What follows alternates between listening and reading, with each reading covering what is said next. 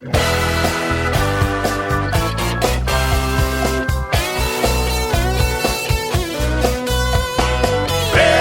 is coming, don't stand in the way. FAIRtax is coming across the USA. FAIRtax is coming, clean up this mess.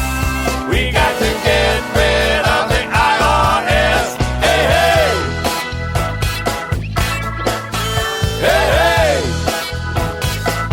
Hello and welcome again to FAIRtax Power Radio. I'm Bob Paxton. And I'm Ron Malero. And we are the FAIRtax Guys, reminding you that the IRS needs to go away, and the only way to make that happen is to make the income tax go away, and the only way to make that happen is to pass the fair tax. That's right. Simple. The fair tax is the only proposal out there, and it is a proposal in Congress, that the only proposal that will eliminate the income tax, and therefore, if we don't have an income tax, we don't need the IRS. Your services are no longer needed. Boy, wouldn't you love to be the president who could hang an IRS going out of business sign on the front door of the IRS? I would think any president would love to do that. So we need to encourage our current one to move in that direction. Yeah. So work on him as well as your Congress critters. But let me give you our email address again, thefairtaxguys@gmail.com. And, of course, we're on Facebook as well. You can leave us a question or a comment about the fair tax. We'll be happy to respond to it and look up some more expert opinion on it if perchance it is beyond our expertise, which usually isn't. We understand the fair tax pretty well. Oh, yeah. But, I say we get some interesting things here from our listeners out here to FAIRtax Power Radio. And we talked last episode about Social Security. That was our geezer episode. We're going to the other end of the spectrum today because we got a nice email here from someone named Pat Wendling. And doesn't say what state this person lives in or anything like that. No, not says, sure. Hi, FAIRtax Guys. I've been following the fair tax for quite some time now. It's my preferred replacement of the income tax, and I have a signed copy of the Bortz Lender book. How about that? That's cool. So I listen to you guys every week and really enjoy the podcast. Thank you very much. And I have a suggestion if you're interested. Ready? It says, why don't you involve millennials in this movement by talking about how the fair tax does not tax used/pre-owned goods? Use the words sustainability and reuse and how good the fair tax would be for the environment. Seems they like that. I'm sure you could put together a full podcast around these concepts, so we will try to do just that here, Pat. We have talked in the past about how the fair tax does not tax used goods, that it does help the environment by encouraging, purchasing used goods versus new ones. But it's a good idea, though, and I love the word sustainability, especially since the current income tax is unsustainable. It is collapsing under its own weight. Evasion is going to kill it. It really is, because that is getting worse by the day as our economy changes. The current income tax is not sustainable, and the fair tax is. So, Pat, thank you so much for writing. And if you'd like to be recognized here on the FAIRtax Power Radio, again, thefairtaxguys@gmail.com is our email address. And your crack research department has now done a lot of stuff in the other end of it here. We're going to talk to the millennials today. Well, it just so happens that this stuff about, reduce and reuse and so forth is right up my alley. I was a science teacher for many years. So and I have been, an environmentalist, you might say, for decades, even longer, before it became popular. First off, we're going to talk about what happens if we eliminate the income tax and we don't need all those IRS forms, right? According to the IRS.gov, there are, I hope you're sitting down, 2,102 forms and publications just for our income tax. Over 2,000. But the instructions alone are over 100 pages. Yeah. And all those things have to be printed up. Now, it's true you can get a lot of this stuff electronically, do it online. And more people are doing that. That's good, all right, because it's good to recycle electrons. It makes a lot of sense. Yes. But there are paper, forms of these things somewhere. And every once in a while, and there's still a number of people, about maybe 20% of their people, that do their income taxes on paper and send it in. And that requires a lot of trees. Okay, because we use trees to make paper. So now I did a little research. I used 3 different search engines, and I put in the question, how many trees are consumed by the IRS forms and publications? Oh, now, wow, there's a burning question for you.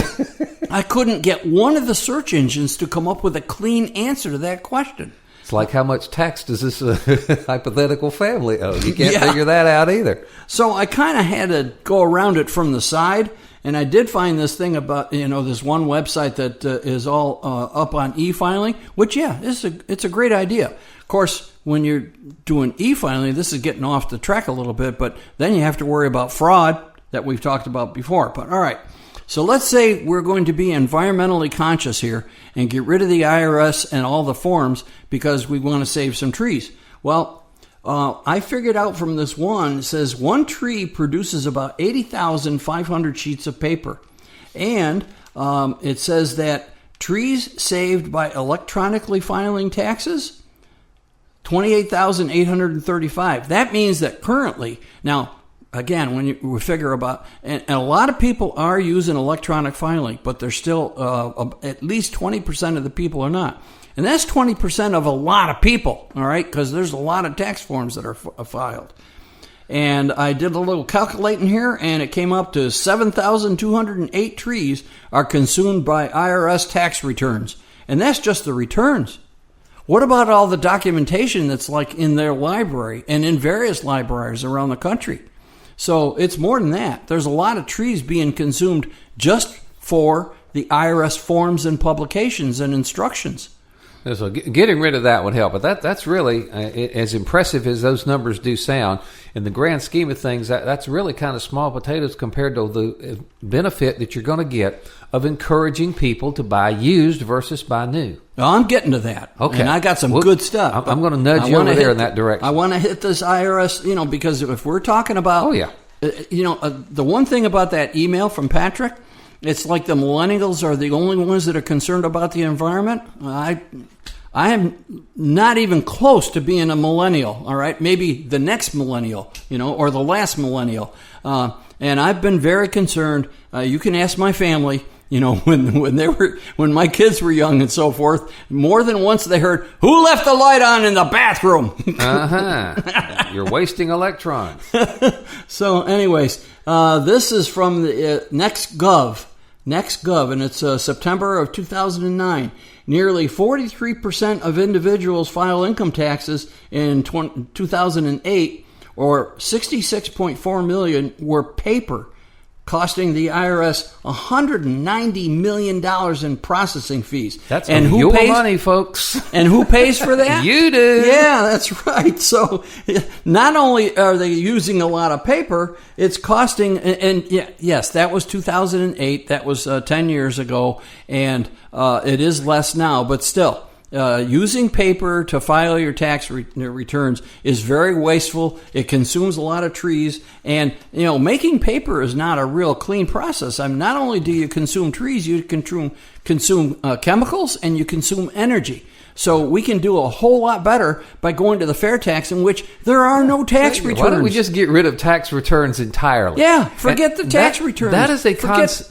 I'm saying that's a concept that is beyond a lot of people's comprehension, because they have lived with nothing but the income tax all of their working lives, and they just see filling out your income tax as a necessary evil. It's just the way it's gonna be, because that's the way it's always been and the only way they've ever known. And there is a better way. It's called the FAIRtax, folks. You get rid of the income tax and you pay when you buy things at the cash register, period. No returns, no receipts, no records, no all that kind of stuff, no audits, and no IRS. And we're already doing that in 45 of the 50 states, and there are a number of states, I believe about 9 states, that have a sales tax and no income tax. And, and we happen to live in one of them. Yep. And it's so much simpler. We don't have a state income tax to deal with, so it's nice. But Bob is right. Let's talking about... Patrick mentioned in his email about reusing things, because used goods under the FAIRtax are not subject to the FAIRtax. Somebody paid the tax on that item when it was new.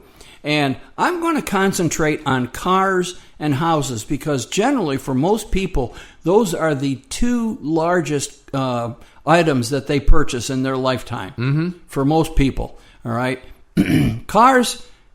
Buying a used car makes a lot of sense. First off, for the people at the bottom of the income scale, the people who most need the most help, buying something used under the fair tax is good. So when their family car dies, when it's not worth repairing anymore, and they have to go after another car, so that mom and dad can get to work and they can go buy groceries and all those necessities of modern life, they don't have to buy a new car. They can buy a good used car. And when they do that, it will not be subject to the fair tax. So the fair tax encourages people to buy used. Well, there has been a whole program. Again, I used to teach science for a long time. And the phrase was reduce, reuse, and recycle when it comes to materials. I mean, and I'm looking at this one thing that came off of a children's website, and it's printed in very primitive English, because it's meant for little ones. And, what exactly is waste and how can you help and compact fluorescent, and it has all this stuff. Well, let's concentrate on the reduce and the reuse, especially the reuse, all right? Reduce and reuse, well, we can reduce paperwork, as we've already mentioned in great detail. I got a better idea. Let's just eliminate that paperwork. Yeah, exactly. Yeah, good idea.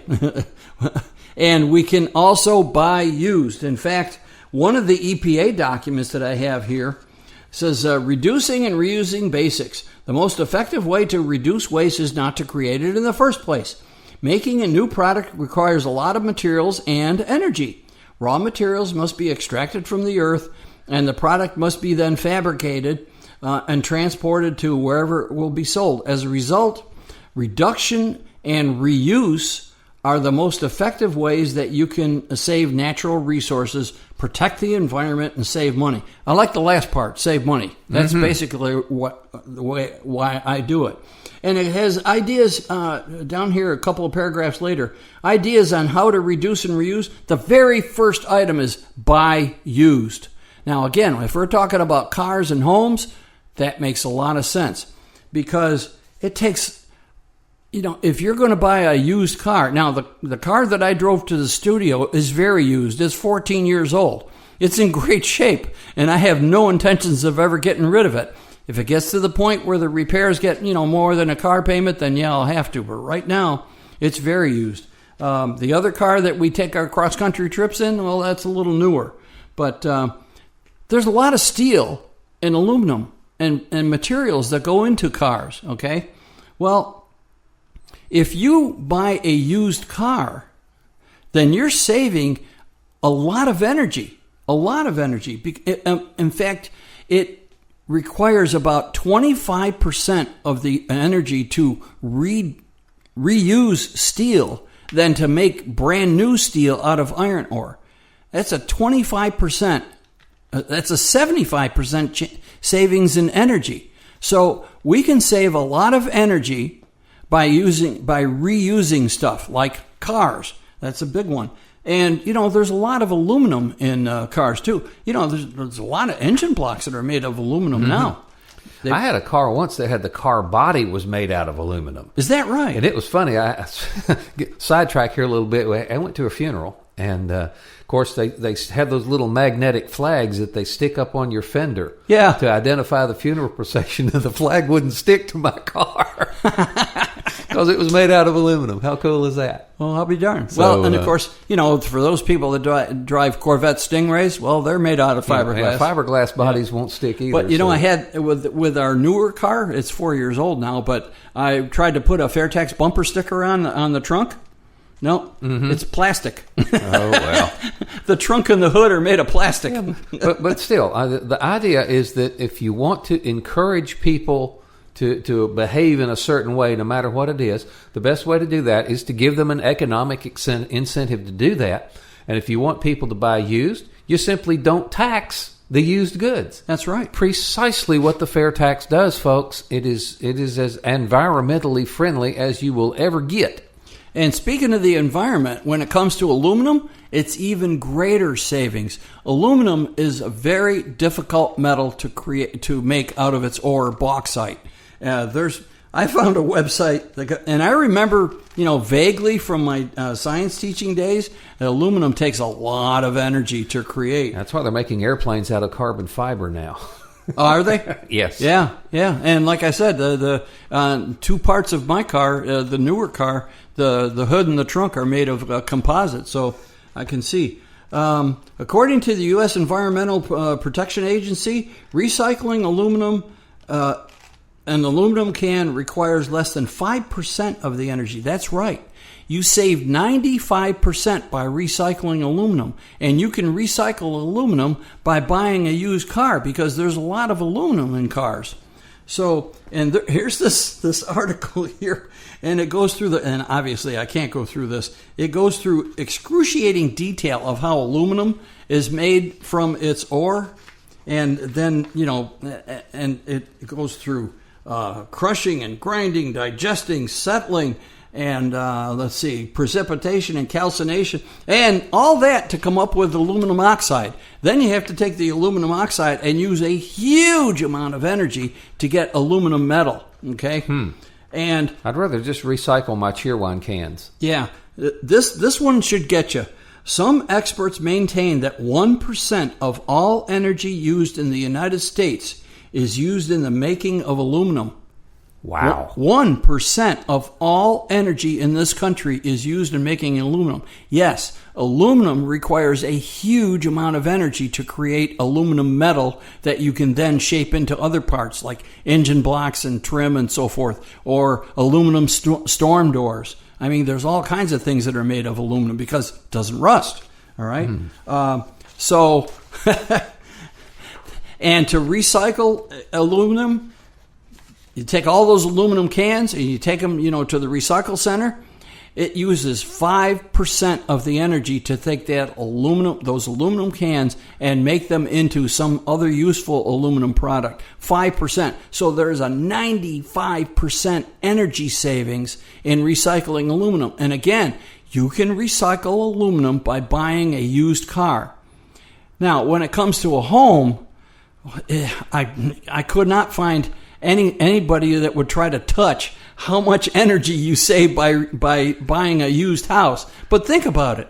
The concrete for the slab or the basement. Here in Florida, we don't have too many houses with basements. But we have slabs and all the wood and the aluminum siding and the copper tubing and all the roofing materials, and then all the transportation costs to get those things to the construction site. And then all the people that have to work on it. I mean, because, building a house is a labor-intensive activity. My brother-in-law is a contractor. I know all about that.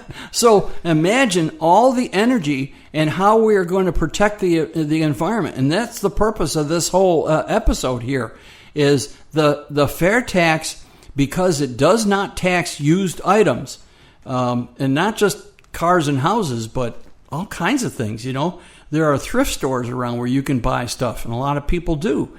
And I predict that when the fair tax goes into effect, and it really has this positive effect of buying used stuff, I think we're going to see new industries form, Bob. There's going to be places where you can go buy used stuff. Right now, you've got Goodwill and the local flea market. Yeah. And maybe off of eBay. Of course, there are a lot of the new stuff that's sold on eBay as well. Yeah, absolutely. Yeah. Like a lot of my golf clubs are used. Oh, now you did it again now. You still, that's a hot button. We got this crazy proposal that says golfing equipment, since golf is good exercise, they want to make golf equipment tax deductible as, a medical health expense. And they don't do the same for my bowling balls. That's no fair. Yeah. And how did you get me off in those weeds? But I'll tell you, I can't exactly say that I've been doing a lot of golfing in the last couple of months either. But anyways, but yes, the fair tax is good for the environment because it does not tax used items. From cars and houses all the way down to, some of the other more mundane things of life. Like a used copy of the FAIRtax book. Yeah, that's right. You can buy that with no fair tax if we actually had the thing. And so, yes, the fair tax is definitely going to help the environment. because it's going to eliminate all those paper forms and save all those trees because we won't have all those IRS forms. They'll be gone. It will eliminate the need for all this paper shuffling by submitting paper reforms, even if you do electronic forms. You know, All right. it's still a lot of stuff there. Mm-hmm. You got one more thing in the pile over there? Yeah, let's see. Oh, yeah. Nope, I did this one. You bring a That was pile of leftover, research so- to every one of these shows. We appreciate that. Yeah. And you know, again, looking into this was kind of like old home days because it reminded me of my days in the classroom. And I do remember some of this stuff. And refreshing my memory on the aluminum was incredible. You saved 95% of the energy by recycling aluminum. So recycle aluminum by buying a used car. And the FAIRtax encourages people to buy used products, especially big ticket items like cars and houses. Will save an incredible amount of energy by and really will protect the environment and so forth. And we all live in the environment, so we need to protect it. But I have to admit, the reason I am an environmentalist is because I save money, all right? And the way I golf, I need all the help I can get. You have to buy a lot of golf balls. They end up in the water. Oh, yeah. You know, lessons are expensive. So if I reduce my electrical bill, I can go to the driving range and practice a little bit My more. bowling ball has never been lost in a water hazard before. I'll have to, Oh, yeah. have to admit, get you to come over to the other side here. Sometimes the machine doesn't send it back, and you got to go up to the desk and tell them to give it back to you. So we have gone from one extreme, as Bob said earlier, we're talking about Social Security and retirees in the last episode, and now we're trying to encourage the millennials to join us. You know, whatever trips your trigger, if you think that the FAIRtax is good for the environment and that's a reason to help us, that's good. If you think that the FAIRtax is kind to the people who are struggling along at the bottom of the income scale and that's why you want to help us out, that's good. If you think that our lost freedoms because the IRS ignores the Bill of Rights and the FAIRtax will restore those freedoms, and that's why you want to join us, that's good. There are so many reasons. Let me run another one here by you that just crossed my mind, talking about the millennials. Those are folks that are usually just entering the workforce, just starting a family, and those are the ones who need to bring home a bigger paycheck.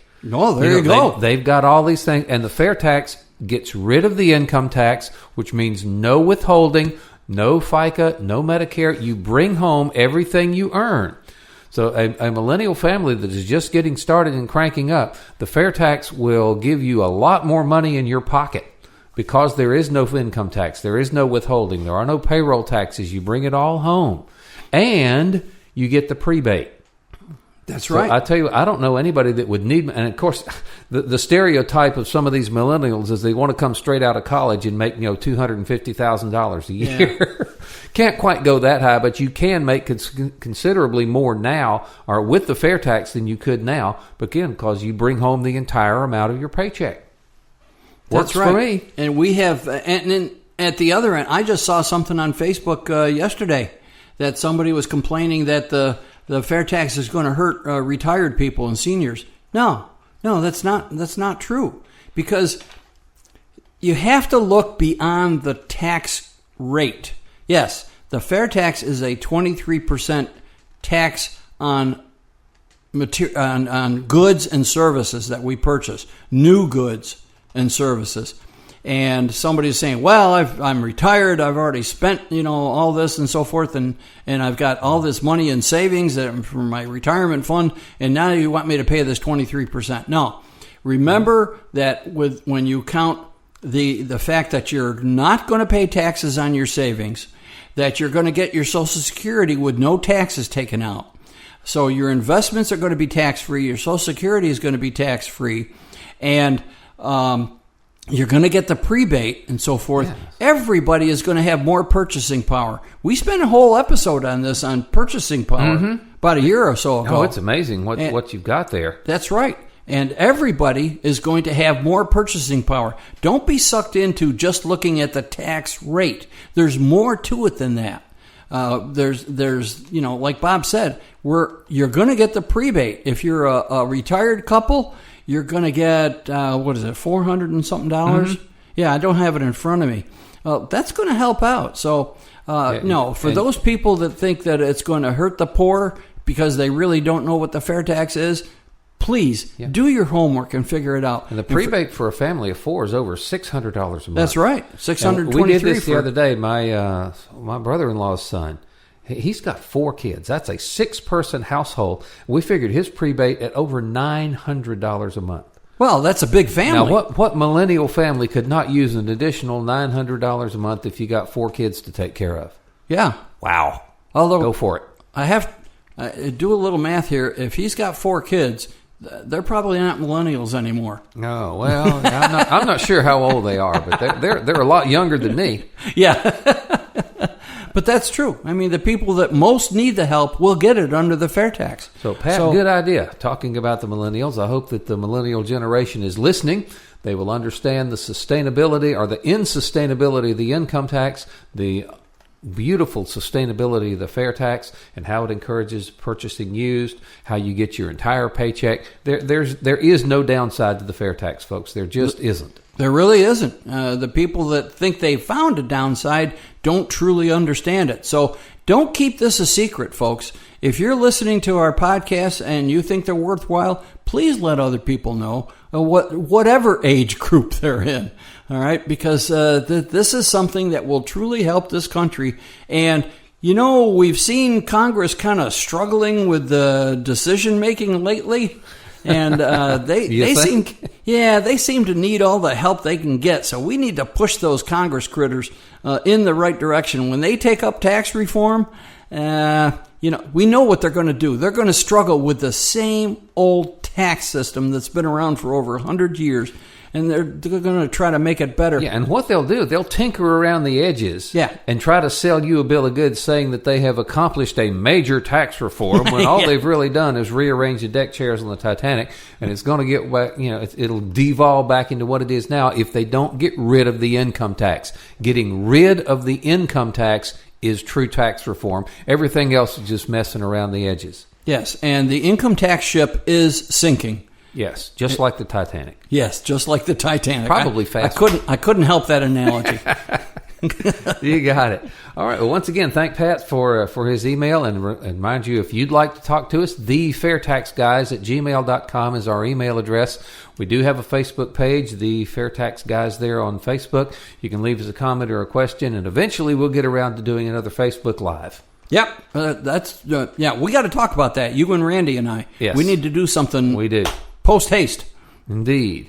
So again, if you're not a member of AFFT, we have to encourage membership in Americans for Fair Taxation. That is the national grassroots organization. You need to go there. You need to join up. You need to contribute if you can. BigSolution.org is another great way to get connected up with a fair tax. You can connect and you can contribute and you can build a voter tree and stuff like that. BigSolution.org. I love the name of that, Big Solution, because we got big problems. Yep. And monkeying around with the edges of the current income tax is not a big solution. The fair tax is. In case you're wondering, everybody in the AFFT is a volunteer. Everybody. And every state fair tax organization, all volunteers. There are no salaried employees. So when you make a contribution, it's going to get things done. It's not going to pad somebody's salary. Okay? Yeah, and if you're a member of AFFT, the national organization, you need to get involved on your state level as well. Yeah. Most states have a fair tax organization. If yours doesn't, give us a call here or drop us an email or talk to us on Facebook. We can help you get one set up. No question about that. We've got some really good folks who know exactly how to do that. And if you got some willing volunteers that want to put a state organization together, we can help you with that as well. Yep. Let's thank Patrick for a great email that he sent us that spurred us to do this entire episode. Thanks, Patrick. Appreciate it. And that's going to wrap it up and do it to it for this edition of Fair Tax Power Radio. Thank you again so much for listening. I'm Bob Paxton. And I'm Ron Malero. The Fair Tax Guys, once again, reminding you that the fair tax is America's big solution. And once you understand it, I guarantee you'll demand it. Fair tax is coming.